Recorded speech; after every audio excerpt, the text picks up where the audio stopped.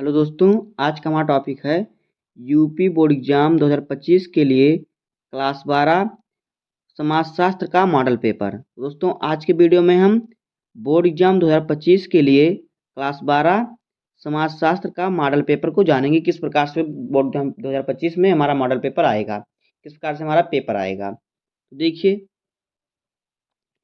Class 12 का क्या हमारा है, समाजशास्त्र विषय हमारा है। पूर्णांक इसका 100 नंबर का होता है। समय होता है 3 घंटा 15 मिनट। तो देखिए, निर्देश प्रारंभ के 15 मिनट परीक्षार्थियों को प्रश्न पत्र पढ़ने हेतु निर्धारित है। यानी जो शुरुआत का 15 मिनट है, पहले 15 मिनट जो होता है बोर्ड एग्जाम के लिए, वो आपको प्रश्न पत्र पढ़ने के लिए दिया जाता है। नोट देखिए क्या दिया है। नंबर 1, सभी प्रश्न अनिवार्य हैं, प्रश्नों के अंक उनके सम्मुख अंकित हैं। यानी सभी प्रश्न को हल करना अनिवार्य है, उसके जो अंक हैं, नंबर उसके सामने दिए गए हैं।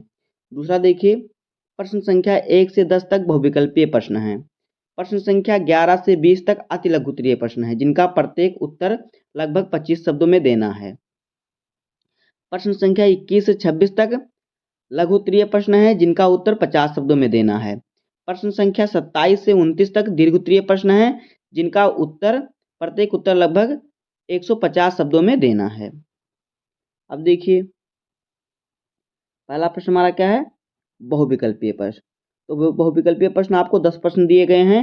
हर क्वेश्चन का नंबर 1 है, एक एक नंबर का क्वेश्चन है। तो देखिए, पहला क्वेश्चन क्या है हमारा बहुविकल्पीय का। देखिए, निम्नांकित में कौन सी एक दशा भारत में जनसंख्या वृद्धि का कारण नहीं है। कह रहा है कि निम्नलिखित में जो दिया गया है, चारों शब्द, चारों विकल्प, इनमें से कौन सी एक ऐसी दशा है जिसमें भारत की जनसंख्या की वृद्धि का कारण नहीं है।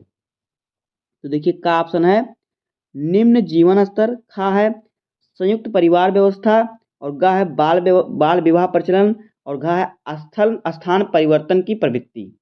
तो देखिए, इसमें जो जनसंख्या वृद्धि का कारण नहीं हो है संयुक्त परिवार की व्यवस्था, ये ऑप्शन नंबर खा, तो ये हमारा सही है। अब देखिए, दूसरा क्वेश्चन क्या है, परंपरागत भारतीय समाज में सामाजिक स्तरीकरण का आधार क्या है। तो देखिए, परंपरा भारतीय समाज में सामाजिक स्तरीकरण का आधार क्या है। तो देखिए, पहला का ऑप्शन हमारा धन एवं संपत्ति, खा है जाति, और गा है परिवार, और घा है धर्म। तो देखिए, यहाँ पे जो सही ऑप्शन होगा, परंपरागत भारतीय समाज में सामाजिक स्तरीकरण का आधार क्या हो रहा है, तो ये है जाति। तो यहाँ पे हमारा जात से होगा दूसरा नंबर खा वाला, इस पर हम सही का टिक लगाएंगे। अब देखिए, तीसरा क्वेश्चन क्या कह रहा है कि निम्न में से कौन संयुक्त परिवार की विशेषता है। तो का ऑप्शन है सामान्य मनोवृत्ति, खा है सामान्य संपत्ति, और फिर गा है एक संगठन, और घा है इनमें से कोई नहीं। तो देखिए, इसमें सही ऑप्शन क्या होगा। कह रहा है कि निम्न में से कौन संयुक्त परिवार की विशेषता है। तो इसमें जो संयुक्त परिवार की विशेषता है वो गा एक संगठन। तो ऑप्शन नंबर गा यहाँ पे हमारा सही रहेगा, इस पर हम सही का टिक लगाएंगे, एक संगठन पर। अब देखिए, चौथा क्वेश्चन क्या कह रहा है कि बाजार में किसी वस्तु की कीमत का निर्धारण करने का मुख्य आधार है।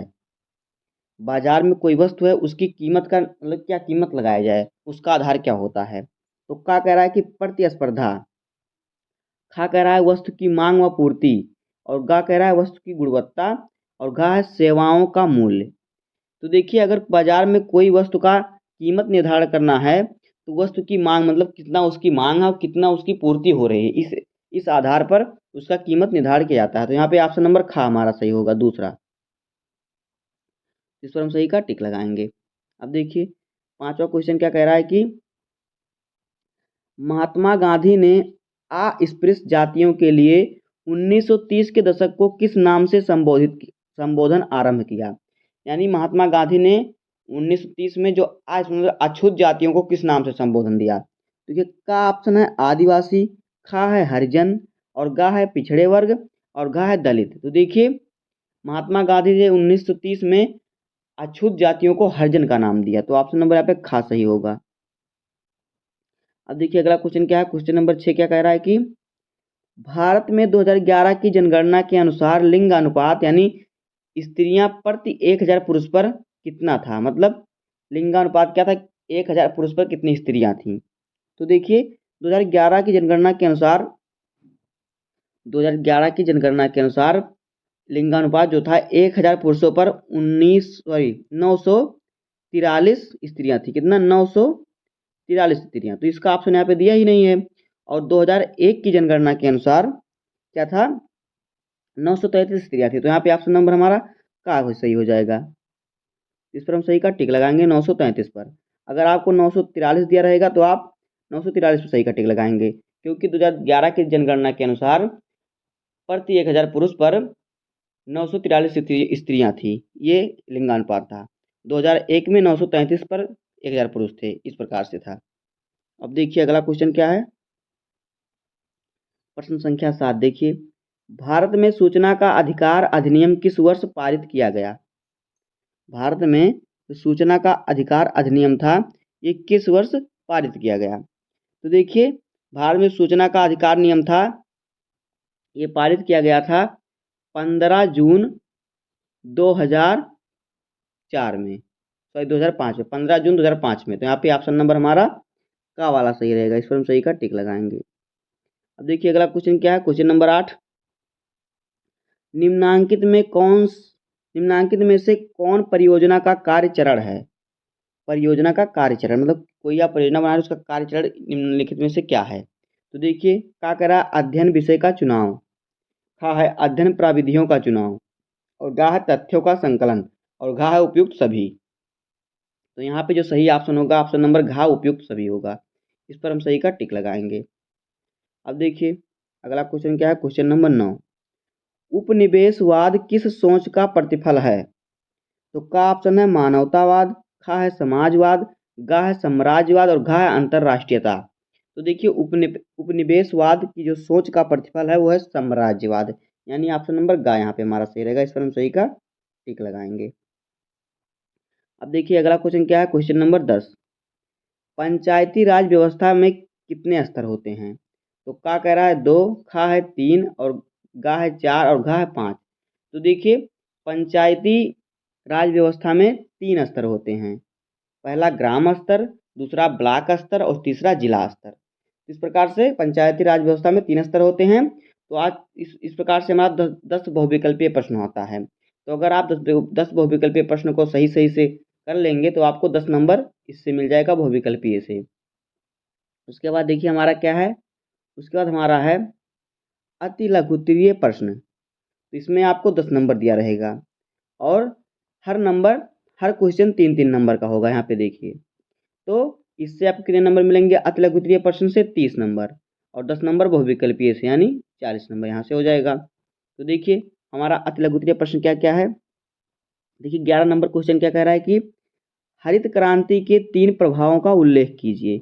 इस पर भी आपको 3 नंबर मिलेगा।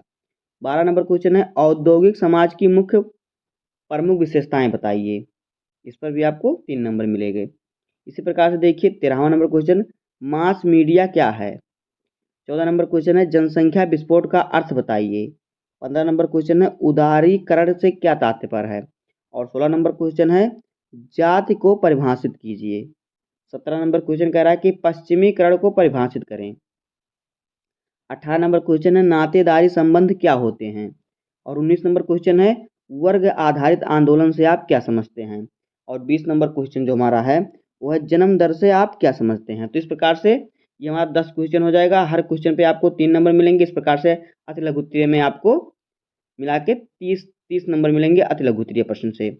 उसके बाद देखिए हमारा है लघुत्तरीय प्रश्न। तो लघुत्तरीय प्रश्न हमारा 6 क्वेश्चन आता है, और हर क्वेश्चन 6-6 नंबर का होता है, यानी यहाँ से आपको 36 नंबर मिल जाएंगे। तो देखिए लघुत्तरीय प्रश्न में हमारा क्या क्या क्वेश्चन है। क्वेश्चन नंबर 21 देखिए क्या कह रहा है कि जाति व्यवस्था की प्रमुख विशेषताओं को बताइए। 22 नंबर क्वेश्चन है परियोजना कार्य के उद्देश्यों को स्पष्ट कीजिए। इस पर भी आपको 6 नंबर मिलेंगे। 23 नंबर क्वेश्चन है सामाजिक परिवर्तन तथा सामाजिक आंदोलन में क्या अंतर होता है? इस पर भी आपको 6 नंबर मिलेंगे। उसके बाद है 24 नंबर क्वेश्चन पंथ निरपेक्षता से आप क्या समझते हैं? इस पर भी आपको 6 नंबर मिलेंगे। उसके बाद देखिए 25 नंबर क्वेश्चन क्या कह रहा है कि दलित आंदोलन के मुख्य उद्देश्य लिखिए। 26 नंबर क्वेश्चन है पंचायती राज अधिनियम की मुख्य विशेषताओं का उल्लेख कीजिए। इस पर भी आपको 6 नंबर मिलेंगे। इसी प्रकार से आपको यहाँ से लघु उत्तरीय से 36 नंबर मिल जाएंगे। अब देखिए आगे दीर्घ उत्तरीय प्रश्न हमारा है। तो तो देखिए दीर्घ उत्तरीय प्रश्न में आपको 3 क्वेश्चन पूछे जाएंगे, हर क्वेश्चन आपका 8 नंबर का होगा। तो 8 गुणे 3 यानी 24 नंबर आपको मिलेंगे दीर्घ उत्तरीय प्रश्न से। तो देखिए 10 नंबर आपको मिल जाएंगे किससे, बहुविकल्पीय से, और 30 नंबर मिल जाएंगे आपको अतिलघु उत्तरीय से, और 36 नंबर मिल जाएंगे आपको अतिलघु उत्तरीय प्रश्न से, और 24 नंबर मिल जाएंगे आपको दीर्घ उत्तरीय प्रश्न से। इस प्रकार से मिला के आपको 100 नंबर मिलेंगे। 100 नंबर का आपका पेपर होता है समाजशास्त्र का।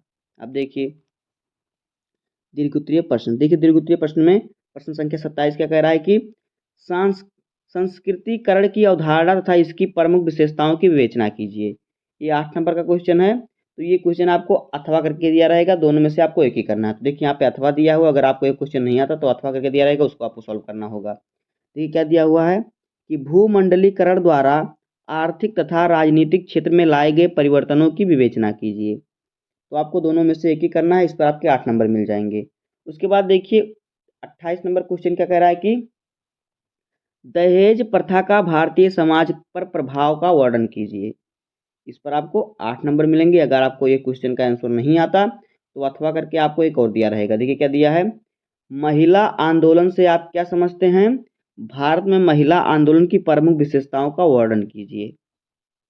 इसी प्रकार से देखिए अगला क्वेश्चन क्या है, क्वेश्चन नंबर 29 क्या कह रहा है कि साक्षात्कार पद्धति को समझाइए तथा इसके गुण एवं दोषों का उल्लेख कीजिए। इस पर आपके 8 नंबर मिलेंगे। अगर आपको एक क्वेश्चन नहीं आता तो अथवा करके आपको एक क्वेश्चन और दिया रहेगा बोर्ड एग्जाम में, तो आपको उसको सॉल्व करना है। देखिए यहाँ पे क्या दिया है, हरित क्रांति और इसके सामाजिक परिणामों का विवेचना कीजिए। तो इस प्रकार से आपका 100 नंबर कंप्लीट हो जाएगा। इसी प्रकार से आपको बोर्ड एग्जाम में क्वेश्चन पूछे जाएंगे। तो उम्मीद है कि आपको वीडियो पसंद आया होगा। अगर आपको वीडियो पसंद आया हो तो वीडियो को लाइक कर दीजिएगा, चैनल पर नए सब्सक्राइब कर दीजिए, बेल आइकन को प्रेस कर दीजिए, क्योंकि बोर्ड एग्जाम के हर इंपॉर्टेंट टॉपिक का वीडियो आपको इस चैनल पर मिलता रहेगा। तो मिलते हैं किसी नेक्स्ट वीडियो में, तब तक के लिए धन्यवाद। जय हिंद।